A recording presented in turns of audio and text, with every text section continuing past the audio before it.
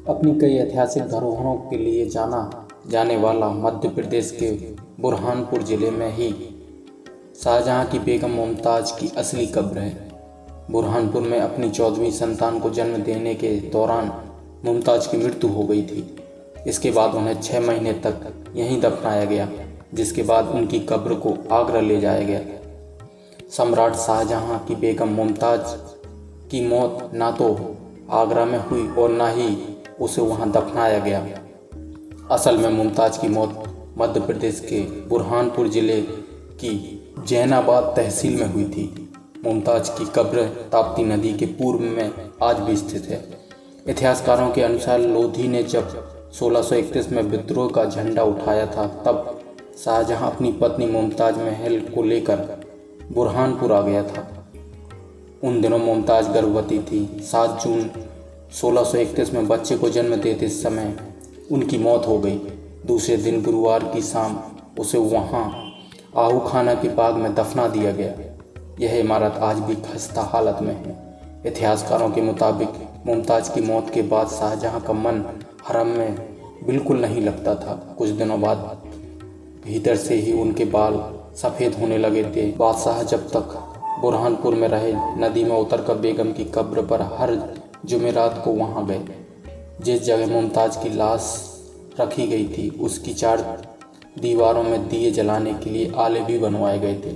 यहाँ 40 दिन तक दिए जलाए गए थे। कब्र के पास एक इबादत गाह भी मौजूद है। एक दिन उसने मुमताज़ की कब्र पर हाथ रखकर कसम खाई कि तेरी याद में एक ऐसी इमारत बनाऊंगा जिसके बराबर दुनिया में कोई दूसरी इमारत नहीं होगी। बताते हैं कि शाहजहां की इच्छा थी कि ताप्ती नदी के तट पर ही मुमताज़ की स्मृति में एक भव्य इमारत बने। शाहजहां ने ईरान से शिल्पकारों को जैनाबाद बुलाया। शिल्पकारों ने ताप्ती नदी का निरीक्षण कर इस जगह पर कोई इमारत बनाने से मना कर दी। तब शाहजहां ने आगरा की ओर रुख किया। जिस स्थान पर आज ताजमहल है, उसको लेकर लोगों के अलग अलग मत और विचार हैं। कहा जाता है कि इसे बनाने के लिए ईरान, तुर्की, फ्रांस और इटली से शिल्पकारों को बुलाया गया। उस समय वेनिस की प्रसिद्ध सुनार व जैरोनियो को बुलाया गया था। शिराज से उस्ताद ईसा आबदी भी आए, जिन्होंने ताजमहल की रूपरेखा तैयार की थी।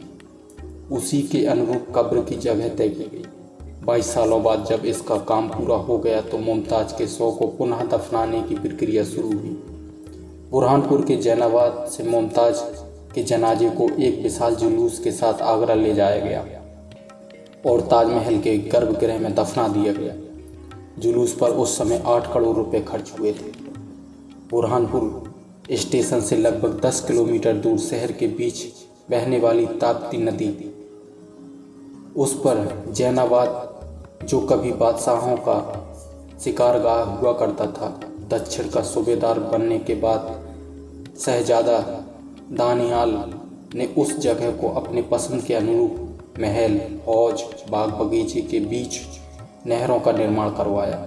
लेकिन 8 अप्रैल 1605 को मात्र 23 साल की उम्र में सूबेदार की मौत हो गई। इसके बाद आहू खाना उजड़ने लगा। जहांगीर के शासनकाल में अब्दुल रहीम खान खाना ने ईरान से खिरनी एवं अन्य प्रजातियों के पौधे मंगवाकर आहू खाना को फिर से ईरानी बाग के रूप में विकसित कराया। इस बाग का नाम शाहजहां की पुत्री आलमारा के नाम से रखा गया।